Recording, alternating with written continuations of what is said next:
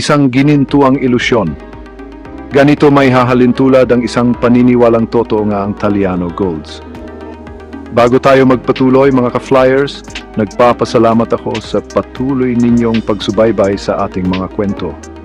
Sinisiguro namin ito ang totoo at pabubulaanan natin ang mga kadinungalingan. Ano man ang paniwalaan mo, sana ay yan nga ang totoo.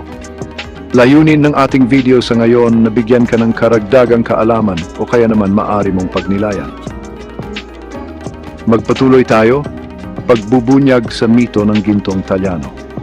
Ang mito ng gintong Taliano ay isang patuloy na kwento sa Pilipinas. Sinasabi nito ang pagkakaroon ng isang malaki at nakatagong kayamanan. Ang kayamanang ito ay umano'y konektado sa angkan ng Taliano. Ang angkan na ito di umano ay namuno sa bansa bago pa man dumating ang mga Kastila. Ayon sa mito, ang gintong ito ay pinagkatiwala sa isang pamilyang Pilipino. Ang pamilyang ito ang naging tagapangalaga ng napakalaking yaman na ito. Ang mito ng gintong Taliano ay paulit-ulit na pinabulaanan ng mga historiador at mga opisyal na institusyon.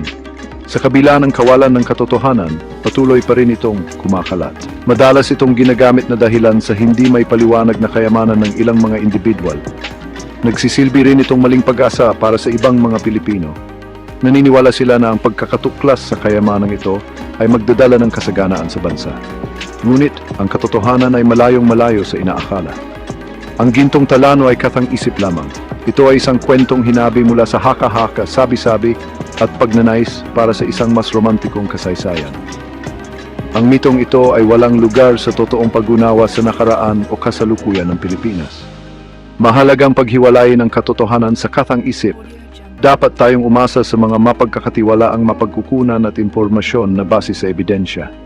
Sa ganitong paraan lamang natin lubos na maunawaan ang mga komplikasyon ng kasaysayan ng ating bansa at ang katotohanan ng ating kasalukuyang kalagayan. Mga kayamanang katang-isip, pagsiyasat sa pinagmulan ng alamat. Ang tunay na pinagmulan ng alamat ng gintong Taliano ay nananatiling nababalot ng misteryo. May mga nagsasabi na nag-ugat ito noong unang bahagi ng ika-20 siglo. Sa panahong ito, sumibol ang nasyonalismo ng mga Pilipino. Lumalakas ang hangarin na ibalik ang isang malulhating nakaraan bago dumating ang mga mananakop. Ang alamat ay malamang na nabuo mula sa pinaghalong mga kwentong bayan, haka-haka, at mga pangarap. Isang bersyon ng alamat ang nag-uugnay sa angkan ng Taliano sa ginto ng maalamat na si Haring Solomon.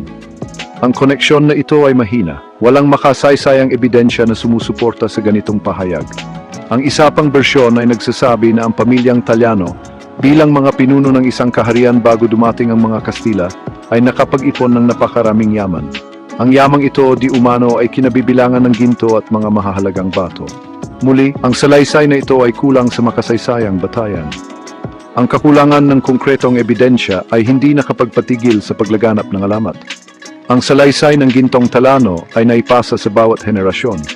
Ito ay pinalakas ng mga bulong-bulungan at tsismis. Ang alamat ay nakapasok na rin sa kulturang popular. Ito ay itinampok na rin sa mga libro at pelikula na lalong nagpapalabo sa linya sa pagitan ng katotohanan at katang-isip.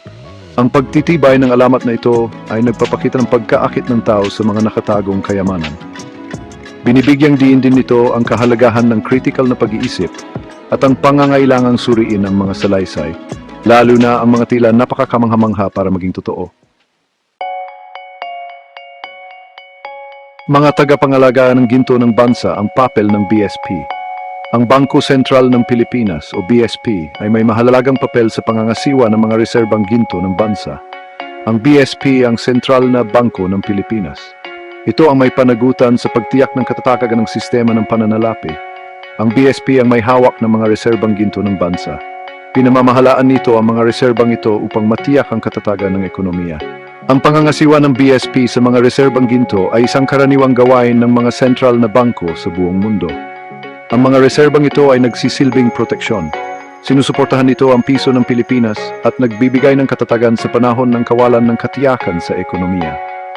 Ang BSP ay estratehikong bumibili at nagbebenta ng ginto. Nakakatulong ito upang makontrol ang supply ng pera. Nakaka-impluwensya rin ito sa inflasyon. Ang BSP ay nagpapatakbo ng may transparency at accountability. Ang mga operasyon nito ay pinamamahalaan ng batas at kinagabayan ng maayos na mga prinsipyong pang-ekonomiya. Regular na inilalathala ng BSP ang datos tungkol sa mga hawak nitong ginto. Tinitiyak nito ang transparency at pinapayagan ng pagsusuri ng publiko. Ang papel ng BSP sa pangangasiwa ng mga reserbang ginto ng bansa ay isang mahalagang tungkulin. Nakakatulong ito upang pangalagaan ang ekonomiya ng Pilipinas. Ang pangako ng BSP sa transparency at accountability ay lubos na naiba sa mga malabong pahayag ng alamat ng ginto ng Talyano. Mga opisyal na pagpapabulaan, pagbubuwag sa alamat ng gintong Talyano. Ang Bangko Sentral ng Pilipinas, kasama ang iba pang mga opisyal na ahensya, ay paulit-ulit na pinabubulaanan ng alamat ng gintong Talyano. Ang BSP ay naglabas ng maraming pahayag na naglilinaw sa kanilang posisyon. Kinumpirma ng BSP na walang talaan ng anumang gintong ito sa kanilang mga reserba. Binibigyang diin ng institusyong ito na sila lamang tagapag-ingat ng mga reserbang ginto ng bansa. Anumang pag-angkin ng nakatagong ginto na hawak ng mga pribadong individual ay salungat sa mandato at mga itinakdang protokol ng BSP.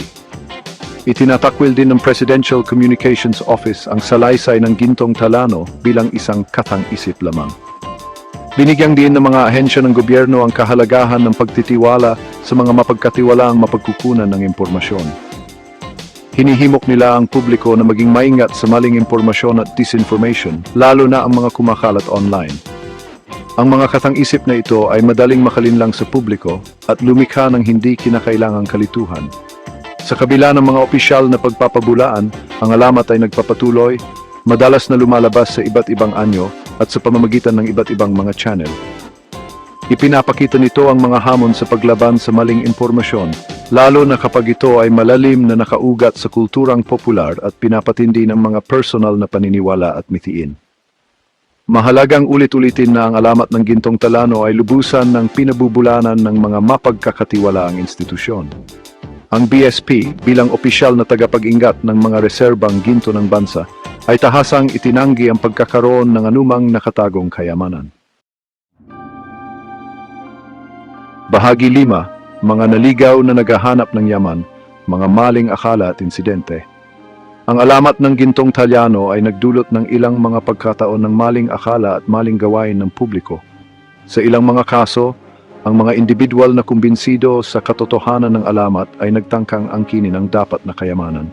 Ang mga pagkilos na ito ay kadalasang pinapatakbo ng kombinasyon ng paniniwala sa alamat, pagnanais ng biglaang kayamanan at kawalan ng pag-unawa sa papel ng BSP at sistema ng pananalapi ng bansa. Isang kapansin-pansing insidente ang naganap noong Mayo 2020, apat ng isang grupo ng mga individual ang nagtipon sa labas ng punong tanggapan ng BSP. Hiningi nila ang pag-access sa sinasabing gintong Talyano. Naniniwala sila na ang yamang ito ay nararapat na pag-aari ng mga Pilipino. Inaangkin nila na itinatago ng BSP ang kayamanang ito. Nilinaw ng BSP na hindi nito hawak o ipinamamahagi ang mga pondong pagmamayari ng mga pribadong individual.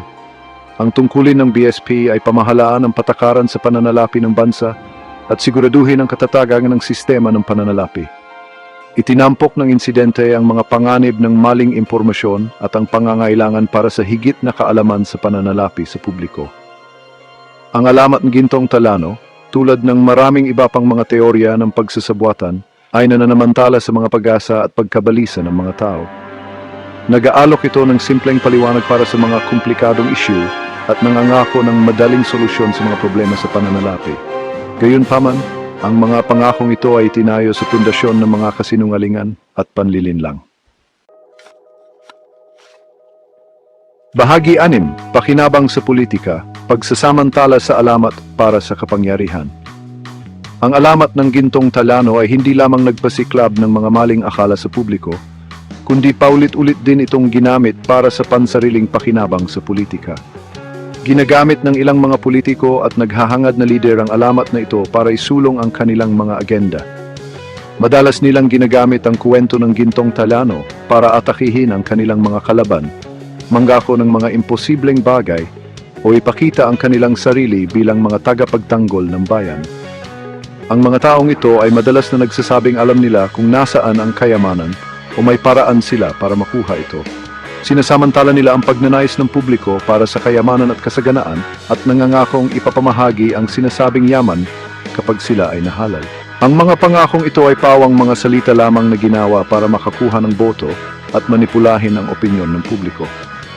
Ang paggamit ng alamat ng gintong Talyano sa politika ay isang mapanlinlang na taktika. Pinapanghihinan nito ang mga proseso ng demokrasya at sinisira ang tiwala ng publiko. Inilihis nito ang atensyon mula sa mga totoong issue tulad ng kahirapan, hindi pagkapantay-pantay at korupsyon. Sa halip na tugunan ng mga mahalagang problemang ito, pinipili ng mga politikong ito na gamitin ang isang walang basehang alamat para sa kanilang sariling kapakanan. Ang alamat ng gintong Talyano ay nagsisilbing isang paalala sa kahalagahan ng kritikal na pag-iisip at matalinong pagdedesisyon sa isang demokrasya. Dapat maging maingat ang mga botante sa mga politikong nagbibigay ng mga maling pangako at umaasa sa maling impormasyon para isulong ang kanilang mga karera. Ikapitong bahagi ang mga pangako ni Negapatan, isang halimbawa ng pagsasamantala sa politika. Isang kilalang halimbawa ng pagsasamantala sa alamat ng gintong Talyano para sa pansariling interes ay ang kaso ni Eric Negapatan.